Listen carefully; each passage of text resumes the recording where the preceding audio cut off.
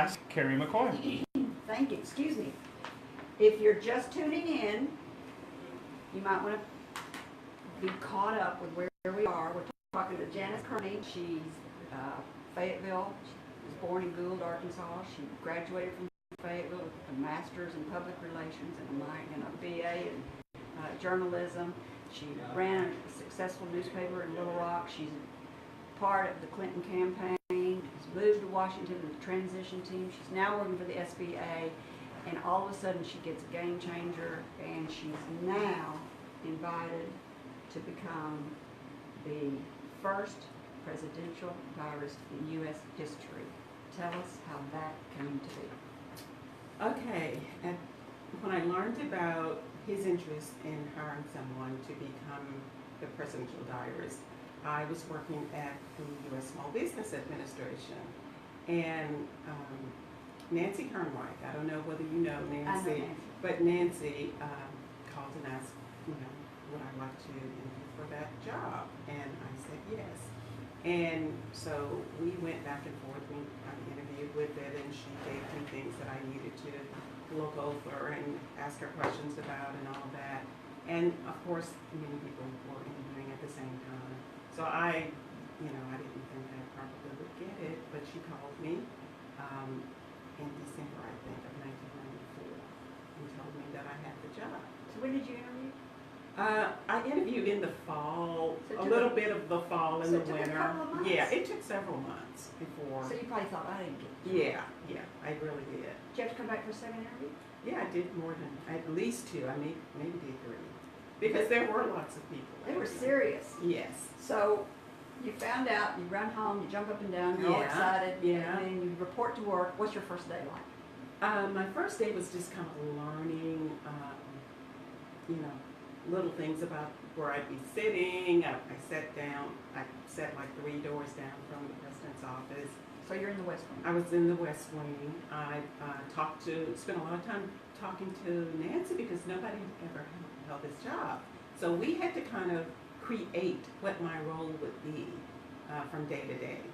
So we spent we may have spent about a week or so going over that and figuring it out, and how would I, talk to the president or find out what the president was doing and all of that. So it took a little while. Because now, there's a difference between being a governor and a president. Oh, yeah. He was very approachable as a governor, but when he became president, everything changed. Yes, it was different, definitely.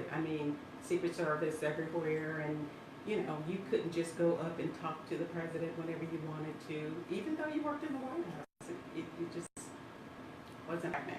Okay, so now you figured out what you're going to do.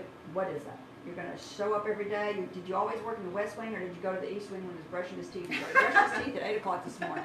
He got the newspaper at 6 o'clock. No, all of my work was either in the West Wing or when there was something official going on somewhere else. East Wing, OEOD, if he went to another agency and did something. So you were part of the entourage? Sometimes I was, yes, very often. You would have to be. Yeah. Wouldn't you? I was most of the time, but I didn't have to be, because there were times when he traveled to other countries that I did not go. Oh, you didn't? No, there were times. So what happened during those times there were people that worked with him. There was one young man named Chris Instoff, who was his body person. He was there wherever the president went, and he gathered all of the information that the president gathered when he traveled. Chris was part of our team, our group, so he would come back and he would sit down and share everything with me that I was not there to witness or see for myself.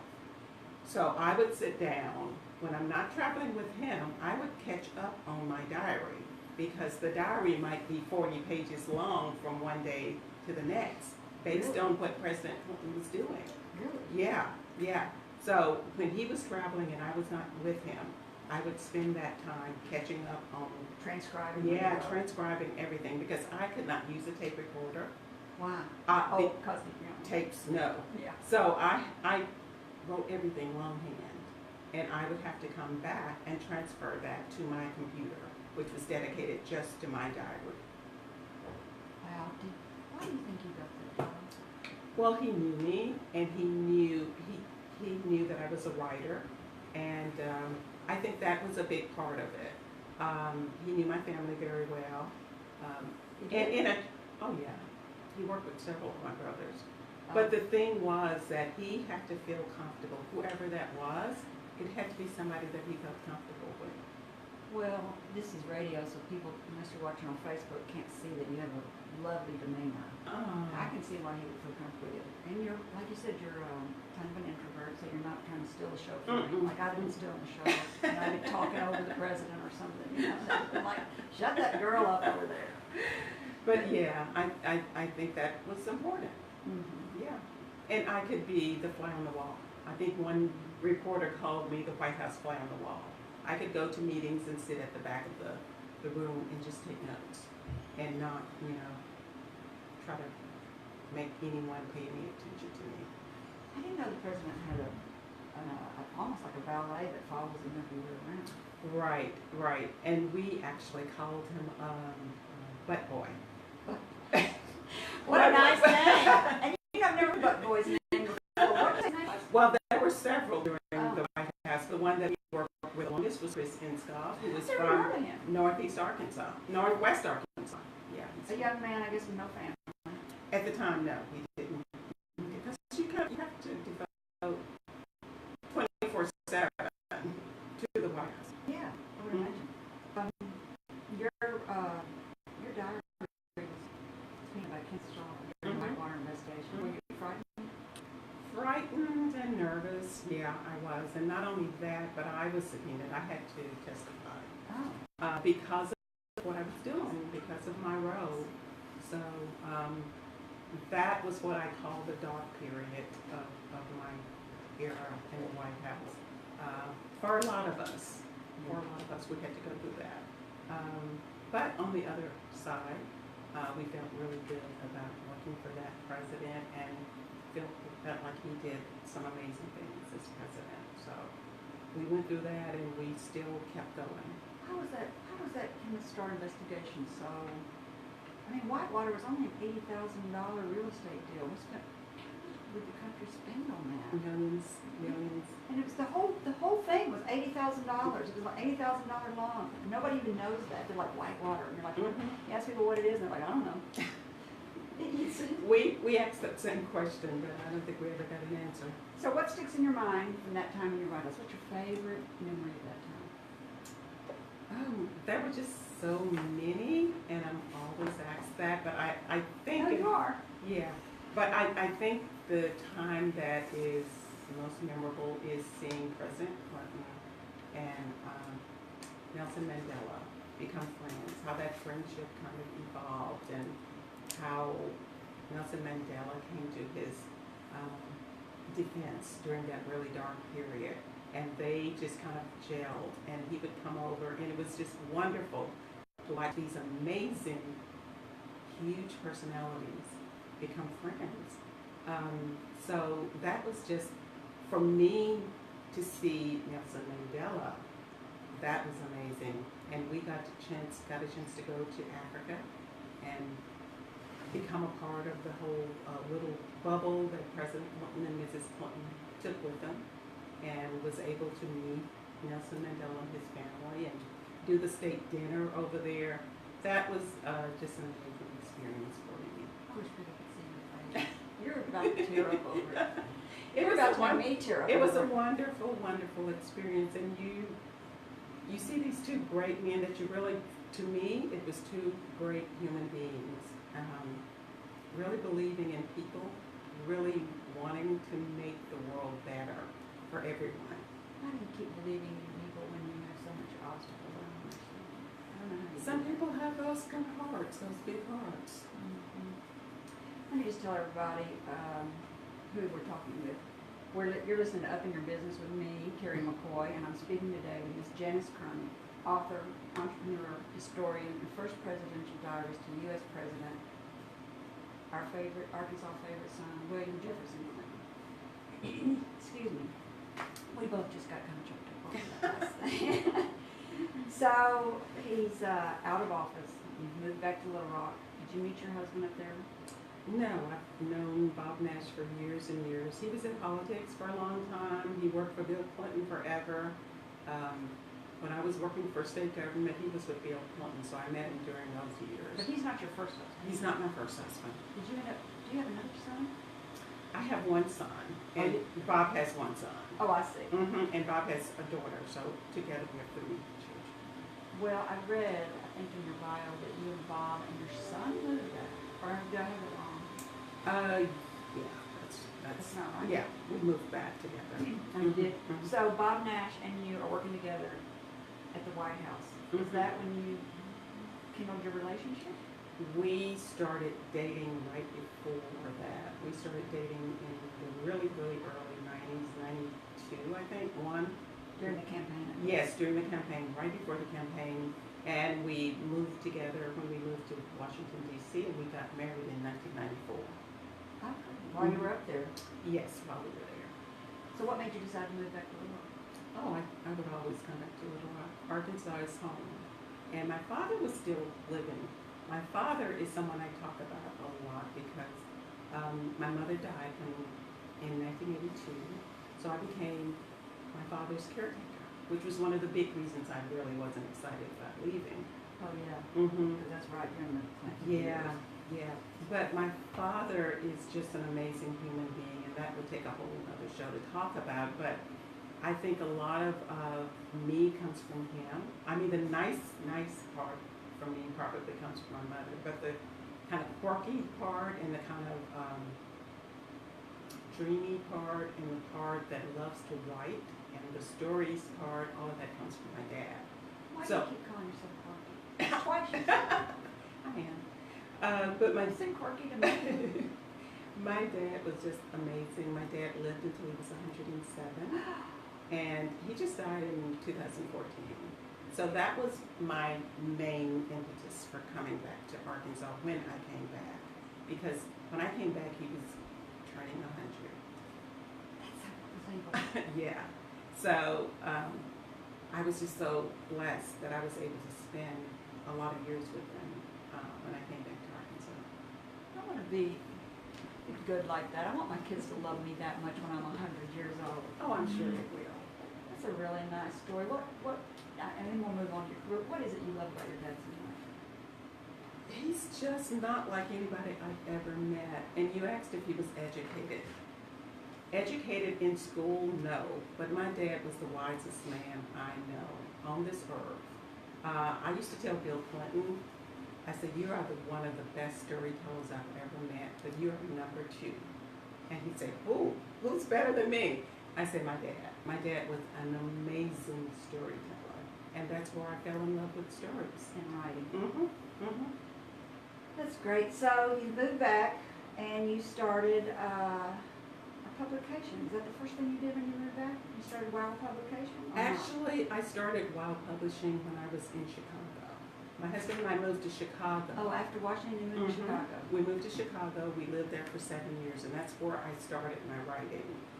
Because I knew once I left the White House, that's what I'd do for the rest of my life. So I started there, and that's when I wrote my first book, which is a memoir, What is that book? Cotton Field of Dreams. Cottonfield of Dreams. That's a pretty cover. And it's For all everybody on about Facebook, that's a pretty cover. Growing up. It's In- all about in our Gould, Mhm. Arkansas. That's what it's You and about. Maya Angelou. Yeah. No wonder y'all got it. No wonder you're favorite sisters. That's right. So that's what I did. That's your first book. And yes, and this is the second book, Something to Write Home About, is actually about my years as a personal diarist to President Clinton. But that's not the one that... This one, Conversations, is about Bill Clinton. It's actually a book that I started. I got a fellowship to Harvard to start this book, to start my research Oh, and look at those start pictures. my interviews, and I went all over the country and interviewed people to talk about his legacy as a leader, but also the legacy, his race relations legacy. Yeah, great. Because when I was in Washington, D.C., I would have people who said, oh, he can't be real. This man is not real. He just started this because he's a politician. I said, no, that's not true. So I thought, well, why don't I go and talk to people and let them tell stories? And that's what that is, a book of stories and conversations about Bill Clinton from childhood on. Well, that's really big books. Mhm. They look like they're 300 or more pages. No, they're 200. That one may be 300. How long does it take you? Yeah, this one's 400 pages. Okay. And I bet this was 300 too. It's probably 200. I'm just going to find out here. So how long does it take to write a book? 320. You I don't even forget. know. See, I forget. I get to Let's writing. see what this one is. 335. All right. She doesn't even know what she's writing. I can't read books this thick. Although I have just read, well, we're going to talk about something. We're going to talk about Maya in a minute. But how long does it take you to write a book like this? That book, because I started, that very first book, Field of Dreams, I started when I was high school, college. So, and then you put it down and then you started back. Yeah. So that one took a long time. Other books take about 2 years, a year and a half to 2 years. This kind of a book that takes a long time, Field of Dreams by Janis Kearney, that looks like something I would really like to read because it took a long time. Mhm. It probably got your heart in it. It does. It really does. Is it on book on tape? No, it's not. You're gonna have to. You've got a lovely voice. You're gonna have to read your book. Thank you. You're welcome. So then you started a publishing company because you wanted to publish your own books? Yes. Wow. So you moved back, so you left Chicago after 7 years. You moved back to Little Rock, I guess because Bob Nash's job ran out. I don't know. No, actually, when I moved back, Bob was working for Hillary Clinton when she was running for president. Oh, okay. Yeah, he was working for her. Where was he living to do that? D.C. So y'all weren't living together? No, he went there and I came That's back the here. perfect marriage. I want to even married a little while. Is he here now? He is. Oh, and y'all still together? Uh-huh. Oh, well, good. So he comes. So you come back to Little Rock, Mm-hmm. and he's out helping Hillary. Mm-hmm. Okay. And he stayed in D.C. for a few years after that because he'd started working.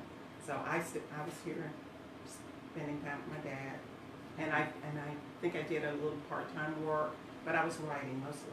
So when did you decide to start the WOW Publishing Company? I started it shortly after we moved to Chicago in 2000. Oh. About 2002 or 3. Yeah.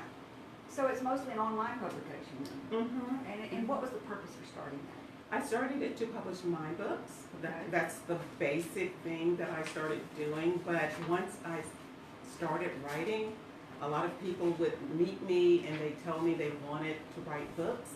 So I ended up starting to write other people's books. So I'm also a ghostwriter for other. Is this yours? I went online and Googled up WOW Publication, Books with Reality. Is that you? Or is that another WOW publication? I couldn't find your name anywhere on that. No, that's Do you not have me. an online website? I do. What's It's called Wild Publishing.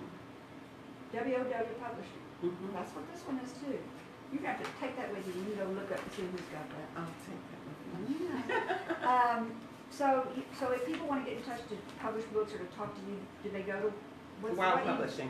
www.wildpublishing.org. .org. Mm-hmm. And see, that one's got a PVT. Mhm. WWW Publishing PVT. I don't know what that means. I don't either. So they can go there and there's contact information. Mhm. Or do you want to give out your email? Sure, I can give them my email. Okay. Janis, Janis, @wildpublishing.org.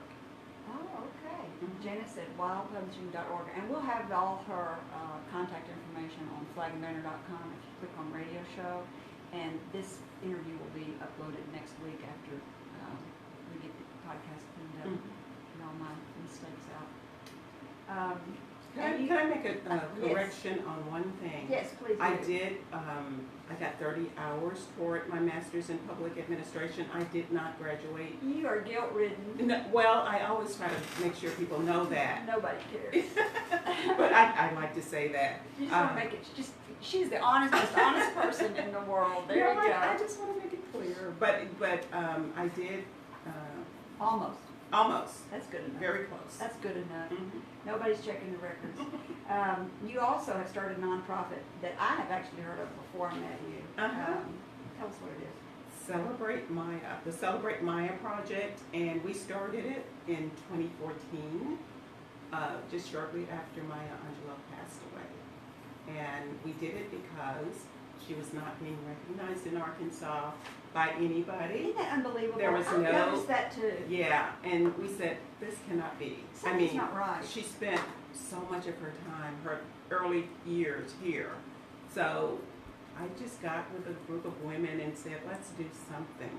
And we did this amazing Day of Remembrance down in Stamps, Arkansas. And I have to credit the mayor of Stamps at the time, who was so instrumental in making sure that happened. Because she's from Stamps, Arkansas. She's from Stamps. And if you, listeners, if you have not read, Why the Caged Bird Sings? I know Why the Caged I know Why Bird the Sings. Caged Bird Sings. It's fabulous. I It just picked is. it up in March, Black History Month this year, for again, the first time in 10 years, and reread it, and I don't even read. And it is so incredibly good. And it is on tape too. You can hear it. You can listen to it. Oh, I bet she reads it probably. Yes. That lovely voice Yes. of her. Yes. You're exactly right. People did not recognize her. I didn't even know she was from Arkansas till probably not very long ago, Mhm. you know, Mhm. 5 years ago maybe. And it's like, why do we not have her on billboards, and why is it not the Maya estate? She's just unbelievable. Yes. Yes. So we're trying to change that a Well, little I bit. thank you very Yes. much. I Mhm. want to be a part of your organization. I would love for you to be a part of it. I'll make sure you get all our information. Good. That is so good of you. So we're very excited. We celebrated her 90th birthday this year, and we had a wonderful luncheon.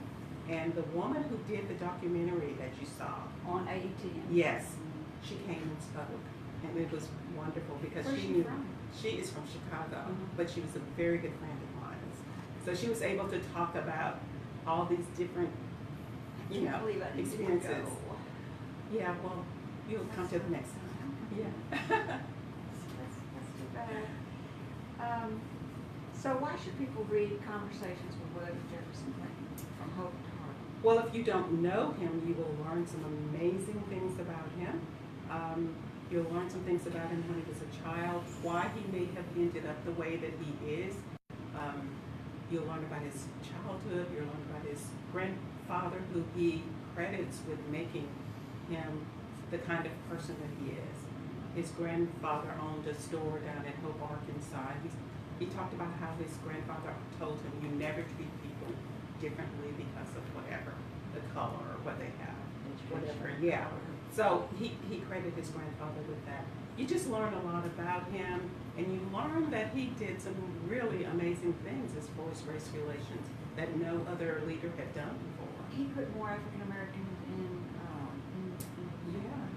Washington. But before that, he did it in Arkansas. He made sure that there were diversity, women and people of color on every board and commission. Why do people get mad about that?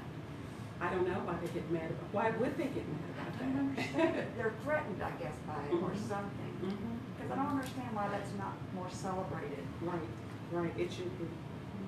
So we've already told people how we get in touch with you. Janis at wowpublishing.com. .org. .org, thank Mhm. you.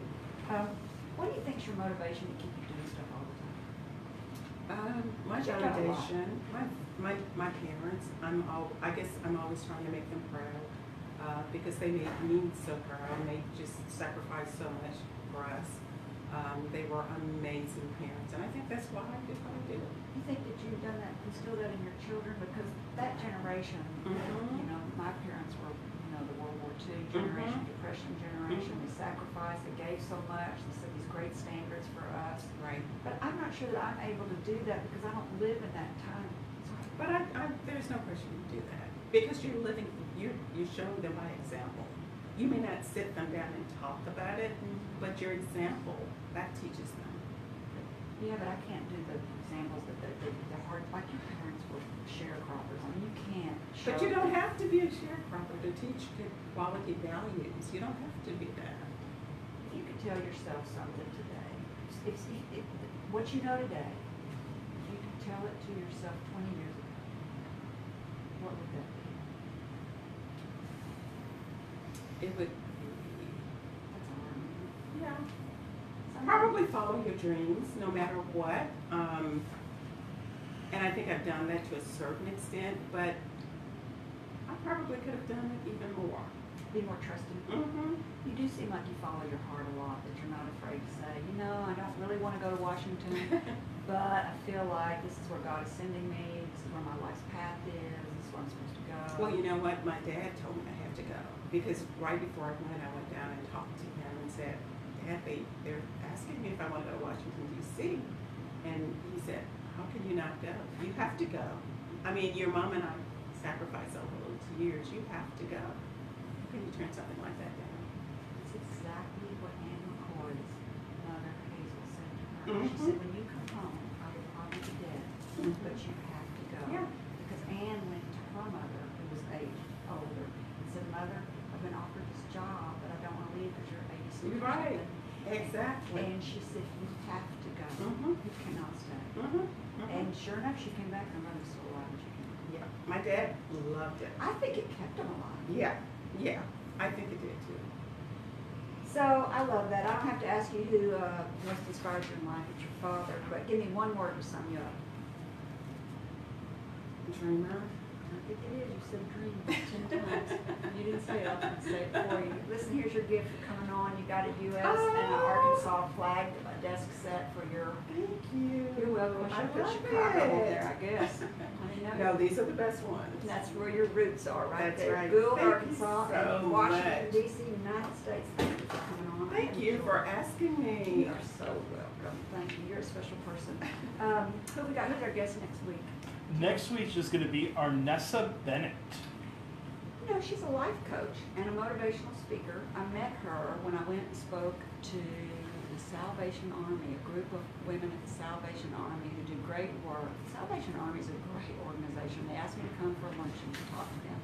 And this woman was the head of the Salvation Army Volunteers or something, I don't know. But she's very motivational, and she's a really neat chick, so I'll be interested to talk with her and get motivated. She's going to motivate us, pump us up. All right. I'm ready to be pumped up. So if you have a great entrepreneurial story that you would like to share, I would love to hear from you. Send a brief bio and your contact info to. Questions@upyourbusiness.org. That's questions with an S. If you, I already said that. And finally, to our listeners, thank you for spending time with me. If you think this program has been about you, you're right, but it's also been for me. Thank you for letting me fulfill my destiny. My hope today is that you heard or learned something that's been inspiring or enlightening, and that it, whatever it is, will help you up your business, your independence, or your life. I'm Kerry McCoy, and I'll see you next time on Up in Your Business. Until then, be brave and keep it up.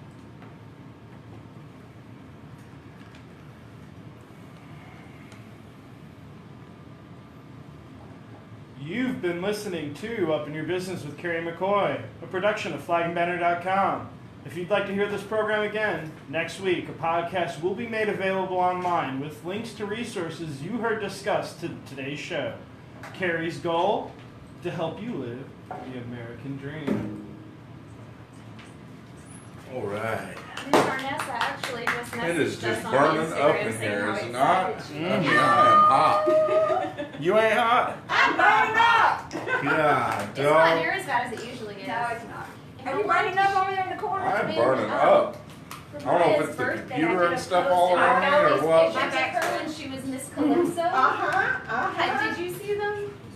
That's Maya Angelou. She used to be Miss Calypso. I know. I saw the documentary.